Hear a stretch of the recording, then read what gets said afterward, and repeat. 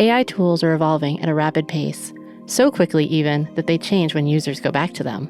On today's episode, we speak with a journalist and fellow podcaster about tech advancements and their implications on organizations.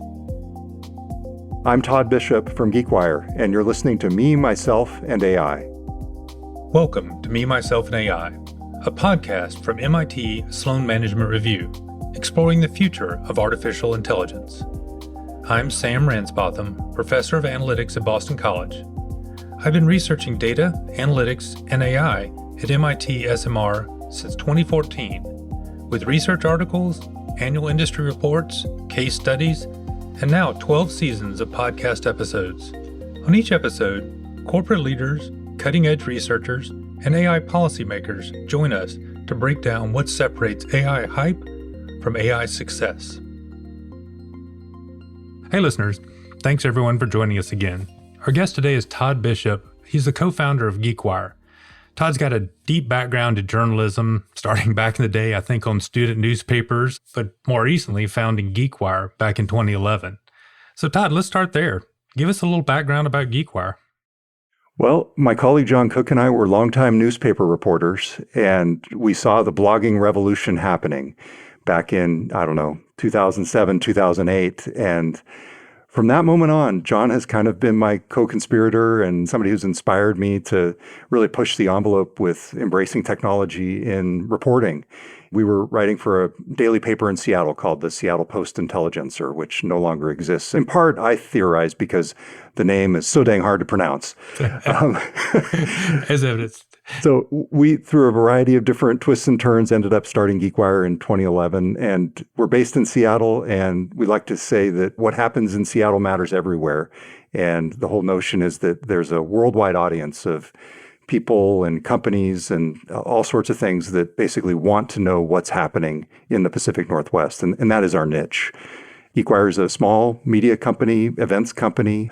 I have just been, really thriving from my perspective over the past 2 years in this new AI world based on two things. One is the much more interesting landscape that we have to cover and the extremely powerful tools that we suddenly have at our disposal to use in the process of reporting.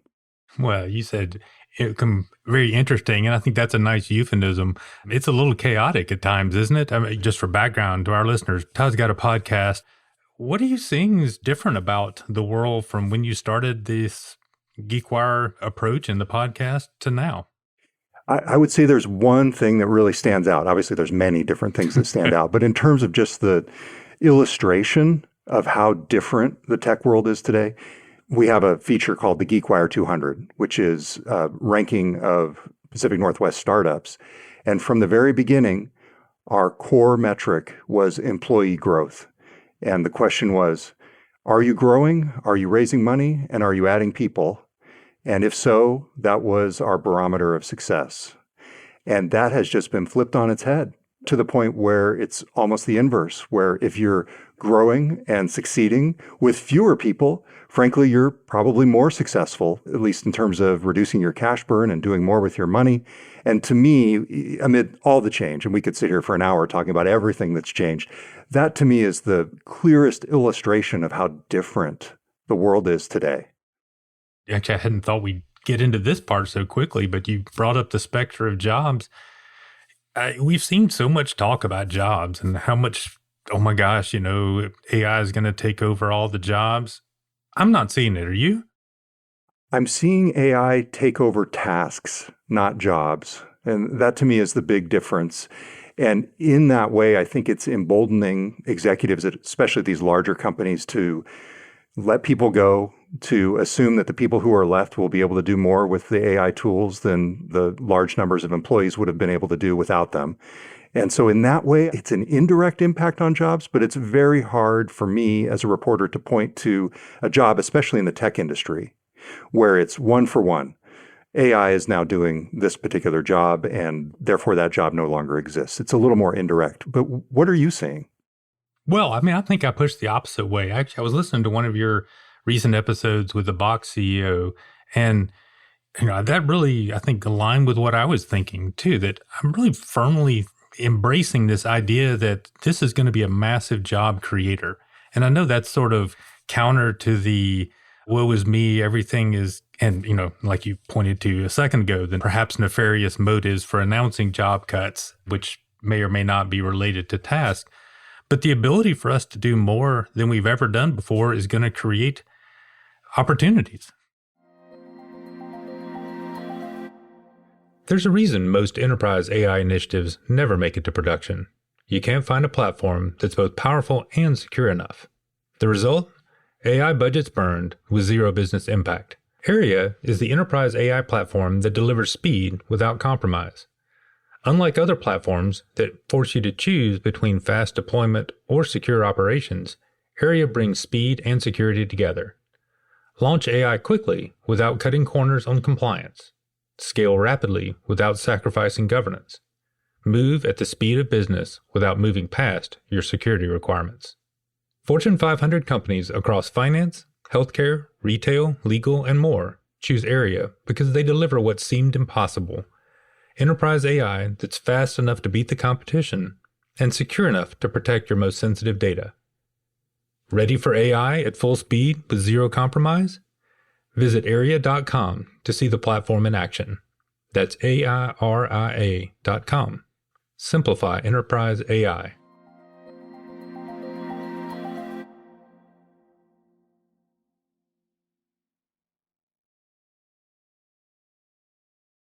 I've brought this up so many times. You mentioned the Box CEO that I think the GeekWire podcast listeners who might be tuning into this are going to be sick of hearing it, but I'll mention it.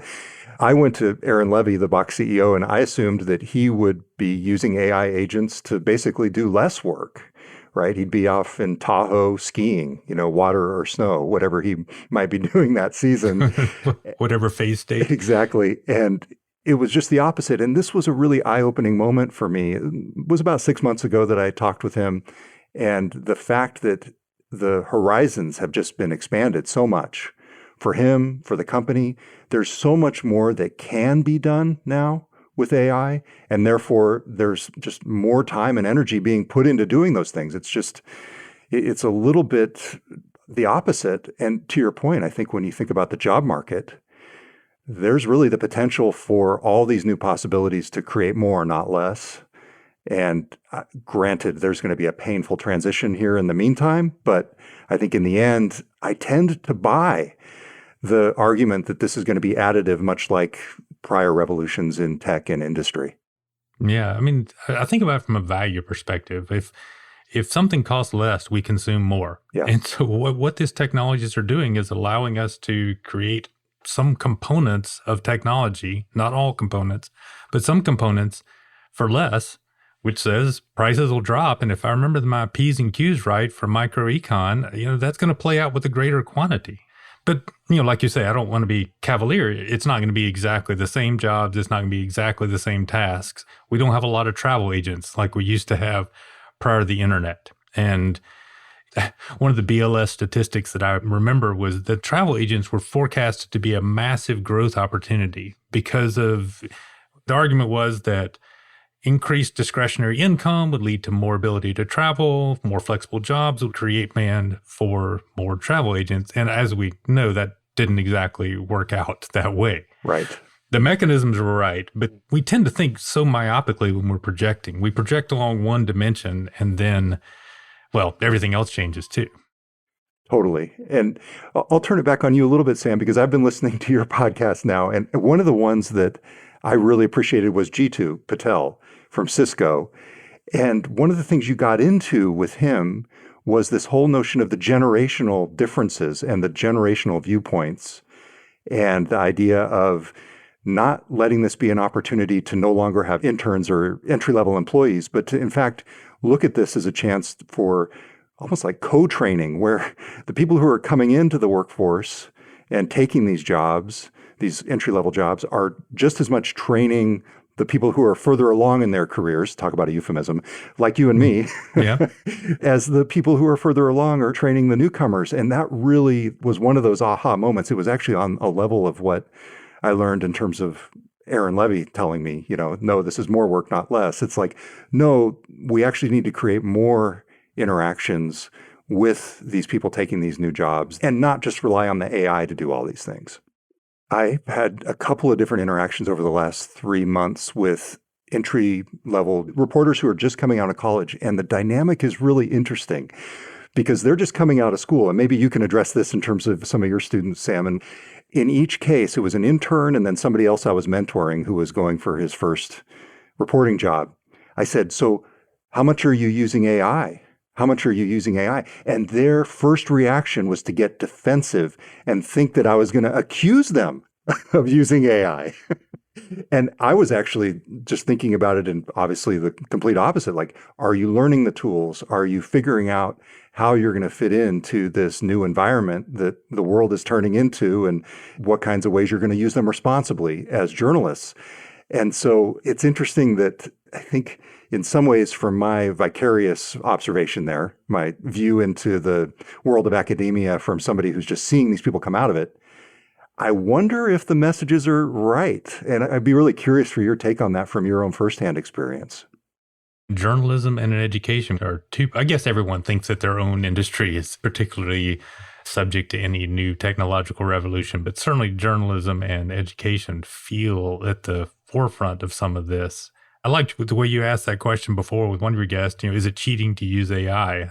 But one of the things that I do in our class is that we're wide open, use AI for anything, even on the exams. Oh, wow. The idea there is that, all right, this is the new tool, and we have a whole set of other tools we've expected to learn how to use. You need to learn how to use this one too. Now, I'm not also so naive as to think that there are not classes that doesn't work for. So it's very idiosyncratic. I think the classic example is if we learn how to add and subtract, we don't want people using a calculator. And that's now become a trope. But, if you're not doing the adding and subtracting classes, then the calculator is a pretty useful tool. And particularly in terms of journalism, everybody's going to be using those tools. I don't think we're saying don't use these tools, though. That's not agreed. Maybe don't use a chainsaw in a garden party. That may be a pretty good rule of thumb. But people are going to be using these tools in organizations, and they're going to use them before we have infrastructure in place. And that's just kind of the way things work. We've got no other human civilizations to point to and look at the back of the book and say, well, here's how that last human civilization did with artificial intelligence. This is what we should do. We're all just having to figure it out. No, totally agreed. But I do like the idea of thinking about AI as a power tool. You don't just hand it to somebody who's never really used it or thought about the implications. Maybe in a personal situation where, you're just trying it out and testing it. But if you're truly going to be using this in a company, and, I think it's really imperative on companies to train, but even more so on individuals to figure out how to use it through some trial and error in low risk situations. And to me, that's really important. Yeah, for the record, I did not pay Todd to say that. I love that analogy, though, because, I can go to my big box do-it-yourself store and I can buy any of these tools. But what I do with them is very different than what someone who actually knows what they're doing with that tool would do. And I think about that with vibe coding, which I'm still so uncertain about. I love the idea that we've lowered the barrier, that people can use these tools, they can create things on their own. At the same time, to what degree, I'm not really ready for air traffic control to be working off somebody's vibe code. You've been doing this podcast for a while. What do you think people are interested in hearing about? What makes a story interesting for people? What captures the zeitgeist? Things are moving so fast that newsy episodes tend to do very well for us. Just recently, I got a chance to talk with Ed Bott, who was a longtime journalist who's covered Microsoft, and we talked about the latest AI innovations in Windows. And when you combine AI with something that's as widely used as Windows, and the whole notion there in particular that people will be able to use agents on their own files, on their own desktop. So that kind of mix of timeliness and utility. Another one that really did well for us recently was a discussion about vibe coding with Chris Perillo, who's a longtime geek and conference organizer. Yeah, so maybe some of this is, you talk about news stories doing well. One of the things that I think our challenge, though, is to pull away from some of that. And I probably say that myopically because we are trying for more enduring types of themes on our show than you're driven a little bit more by the news cycle. But if we're chasing all these things, I feel like it's really easy to get super invested in tool A and then find out the tool A changes on you. I think you had an analogy. I was listening to one of your episodes that it's something about one of the tools changed out from under you. You used to have it fact check for you, and then it quit fact checking. Am I remembering that right? That's right. It was Gemini. It used to be that it knew implicitly what I was doing when I uploaded a story and related materials to fact check. And it's really interesting. It kind of goes along with the vibe coding theme where things are shifting and changing. And what happened was I uploaded the story and the underlying materials to Gemini and gave it my typical prompt. It was something like, hey, check this story. And it used to just know what I meant. And suddenly it was doing something really weird. And I can't even remember exactly what it was doing, but it was kind of pretending that it was fiction and giving me feedback on. And that has been a challenge in some respects because these are not human created products in the end that we're using. It's not something where a product manager is saying, and when a user does this, the UI will say this. And I think it's a challenge not only for the users like us, but for the companies that are making them. And I think in terms of big picture trends, and I agree with you, we do try to find some deeper insights in the day's news or the week's news. And that is one of them that I think it's a completely different kind of product that we're dealing with here. I had my own Whether you're looking to grow your savings or find an easier way to bank, your alma mater's own financial institution is here to help. Alumni choose MIT Federal Credit Union for competitive rates and terms, customizable student loans, lifetime membership, and a community of MIT alumni. Why not tap into all the benefits of being part of the global MIT network? Learn more at mitfcu.org/podcast. MIT Federal Credit Union is federally insured by NCUA.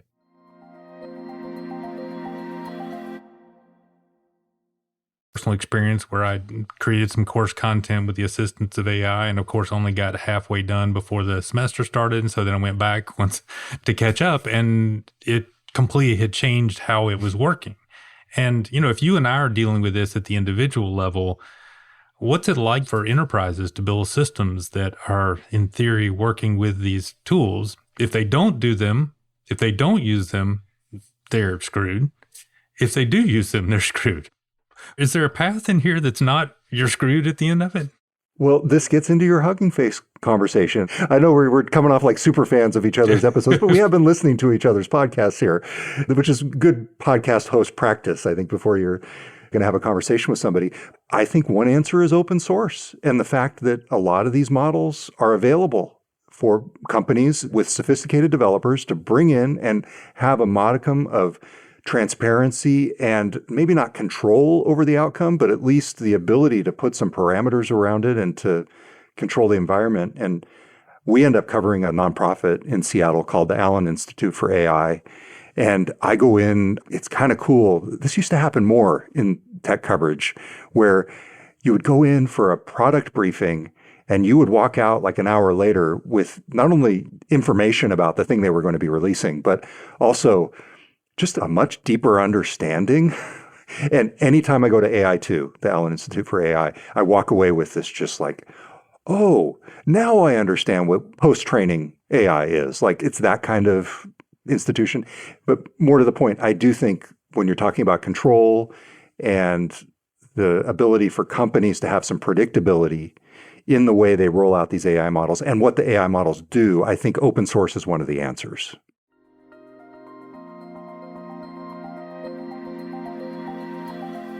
Hey everyone, we're back with another segment of our branded interview series with ThoughtWorks, the global technology consultancy with close to 10,000 employees across 18 countries, helping organizations solve complex problems through custom software and digital transformation. On our last segment, we talked with Shan about the company. Shan, welcome back. Tell me about this transition from inference to reasoning. Why is that important? It used to be that to get more intelligence into an AI system, you have to train it more. And that's still kind of true, but people have seen test time and inference time scaling, meaning if you've used any of the most recent reasoning models, generally speaking, the right mental model for them is they're the same kind of base underlying model, usually post-trained in a specific way so that they output more tokens generally. And the way you get it to be more intelligent is just by having it output more and more tokens, which is counterintuitive. A token in general, you can think of it as a word. It's the base unit that a model uses to consume text or produce text. And it's worth noting that this is not limited to just text. In the case of text, it happens to be really easy to describe what a token is. But you can imagine like image models, they still have the concept of a token, but it's like a part of an image, for instance, or a part of a video or part of an audio. Practically speaking, what we're seeing is that by having a model output more and more tokens, it is effectively giving more and more intelligent answers. And the right kind of like mental model for this is it's almost like a person who can't think without speaking. So it's almost like thinking out loud. It doesn't have a mechanism for introspection. So the side effect of this, and the reason why I think people should care about this, is at the level of the enterprise, let's say, everyone wants to move towards the agentic enterprise, the composable enterprise, the thing that intelligence is at its core and you can magically find every answer that you want, especially if you're thinking about agentic AI, where you have, an AI system that's going out and doing stuff on its own, right? You're not necessarily prompting it every single time. It's almost personified. It's in your organization. It's going around grabbing data. Necessarily, that means that it's outputting a ton of tokens along the way. And so now you have to start thinking about where are you getting your tokens from? Are you getting them from your classical AI vendors like an OpenAI and Anthropic, where you're fixed at a specific rate? Or are you thinking about bringing that in-house? And if you're bringing it in-house, are you buying a bunch of hardware to support this? Are you thinking about the ways that you can do inference optimization and bring the cost per token down? All of a sudden, the unit economics for this thing starts shifting wildly. And even organizations that previously were not in the business of training models, of thinking about large scale expenditures for AI, now suddenly everyone has to start thinking about that on a long enough time scale. John, thanks. Great conversation today. Thanks so much for having me. This was a lot of fun. Feel free to go to thoughtworks.com and go to our Insights blog. We post a lot of this type of content there, and it has varying degrees of technicality, but there's always something for someone there.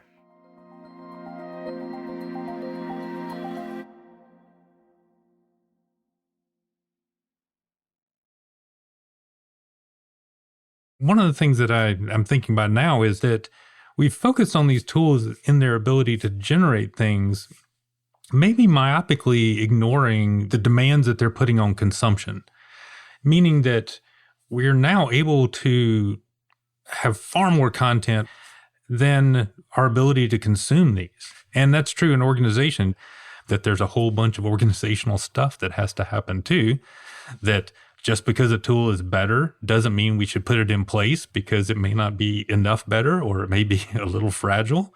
These are all consumption-oriented problems, less than production. Can we do anything about the consumption problem? Yeah, that's a great question. And I tend to think of this in the category of let your bot talk to my bot, right?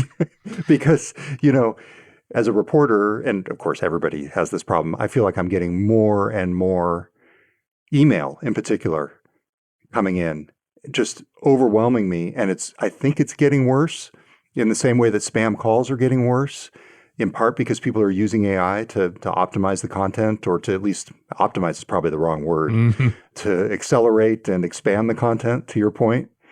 And my solution to that, in part, is AI tools. Maybe AI can make our communication better. Man, there's some hope there. You mentioned all the emails you're getting. We get a ton of emails every day. It's really quite phenomenal how much, and I'm sure you even get more. But in there's some great emails. Yeah. How do you engage with listeners from a podcast standpoint? One of the things that I personally find frustrating is that you and I talk to each other and it's fun, but I'd like to talk with everyone else, yet all these emails come in. How can we better engage with listeners as podcasters? This might be sort of a call to action for me, Sam, because I've thought about this a lot. And if anything, I think of it even beyond listeners, but also readers as well, because we tend to be text on the page first, and then the podcast is sort of after that. And I would say about 6 or 7 years ago, our comments section just went off the rails. Yeah. And it was no longer adding value other than some kind of malicious venting ground gratification that somebody was getting from insulting somebody else who had posted something else. You know the deal. We've talked about bringing blue sky comments back in using their open protocol, and that's something we might still consider. But I miss that one-on-one direct kind of interaction. In terms of podcast listeners, I've got, I'd say, about 10 to 15 people who are, just the power listeners. Exactly. If it's a good episode, I know that I'm going to hear from at least a handful of them. And I'm sure you've got the same thing where it's like, I thought about this and what about you this? got that and wrong. Yes, exactly. You got that wrong. Why didn't you ask this? And I love it. That's my favorite one and usually they're right. I should have asked that. Shoot. What was I thinking? Exactly. But we haven't figured out a good way to systematize that and to incorporate it back into the show. And part of this is just time and energy and resources to do that. I think about it coming back to you're in journalism, I'm in education. We used to have a model in education, which, they called the banking model of education, where empty students come in and the learned professor dumps a bunch of information on them and they walk away filled with knowledge. And, I don't know if that ever worked, but it certainly doesn't work anymore. Education seems to work when it's bidirectional, when it's co-learning, when there's a benefit to being in the same room, engaging with people. And much of the journalism world doesn't support that well because of exactly the problem you mentioned with your comment section. And, the podcast world in a similar way is very broadcast oriented. I don't have a great solution for that. Anyway, you've got a lot of amazing stories that people bring on the show. At the same time, I also sense some skepticism in how you're talking about these things. How are you balancing that? We're excited about this technology. You're excited about what it could do. At the same time, there's a disconnect between what people are saying that their technologies are capable of and what they actually are capable of. How do we reconcile those? Or is it necessary to? Yeah, I tend to think of this on the individual level and the organizational level and the societal level. And where I get into trouble sometimes is just how much of a tech enthusiast I am. And this has actually been a fundamental problem for me as a reporter over the years. Because, I go in and I'm like, what can your magic do? And implicit in that question is, what's the positive? What's the good that your magic can do from my perspective? And I've had to learn, and you mentioned reader comments. Reader and listener comments. Part of that has been harsh feedback on me being too optimistic about one company or another's potential to do something with their technology. And so I've learned that over the years, and it's become a bit of a reflex for me as a journalist. And obviously it should be there all along, and it is to a certain extent, but a lot of the best journalists are cynical, and I've had to sort of push myself to be even more cynical in the tech world and get past the flashy new thing that I can't wait to try. Todd, thanks for taking the time to talk today. It's been fascinating. For listeners who thought this was as interesting as I did, head over to GeekWire and listen to another conversation that Todd and I have. Todd, thanks for joining us. My pleasure, Sam. Thanks for joining us. Todd and I had a lot of fun with that conversation, and I hope you enjoyed it as much as we enjoyed recording it. Head over to the GeekWire feed for the companion episode. Next time, I'll be joined by OpenAI's first chief economist, Ronnie Chatterjee. See you then. Thanks for listening to Me, Myself, and AI. Our show is able to continue in large part due to listener support. Your streams and downloads make a big difference. If you have a moment, please consider leaving us an Apple Podcasts review or a rating on Spotify, and share our show with others you think might find it interesting and helpful.